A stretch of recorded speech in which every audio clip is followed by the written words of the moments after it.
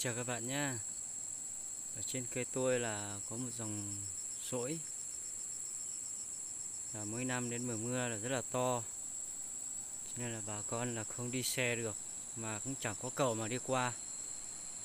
Suối này là rất là to nhé. Hầu như là những người nông dân ở trên làm ăn ấy đều là cô lập hết, không về nhà được. Ở đây suối to này, các bạn này. Cái cầu của bà con đi lại ấy, giờ cũng lũ nó cũng cuốn trôi hết rồi. Đấy, sạt lở đất đấy, cây quế nó đổ hết rồi này. Đây là cái cầu của bà con đi lại ấy, cũng trôi hết này.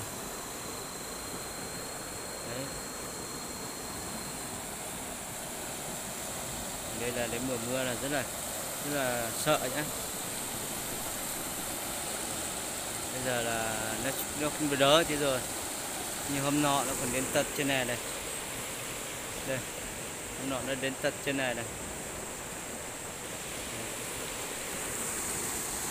Bây giờ là không qua được bên kia, cho nên là mình phải đi qua cái ống kia, ống treo leo, ống treo đường nước sạch đấy. Đây là đường nước sạch, công trình đường nước sạch.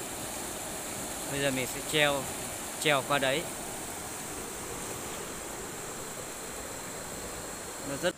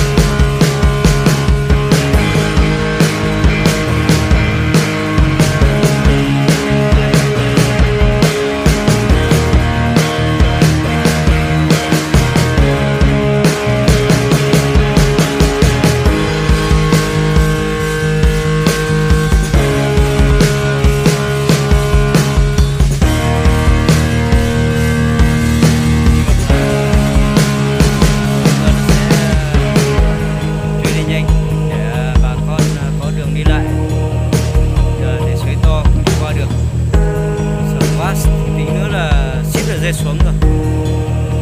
Cái ống này là ống nhựa, cho nên là nó rất là trơn. Khi mình đi cái ống này vào này, cái ống này vào này, ống cứng này, rất là trơn.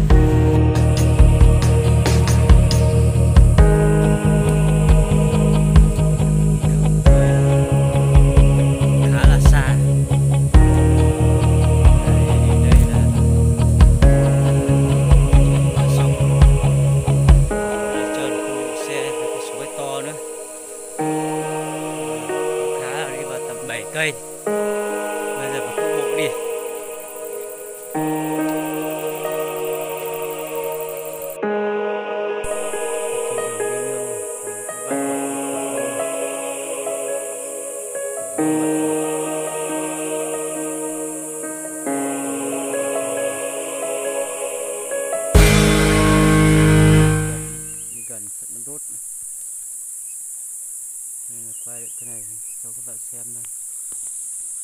Nhìn thấp quá, quay lên là nó cũng không được nhìn thấy rõ mấy.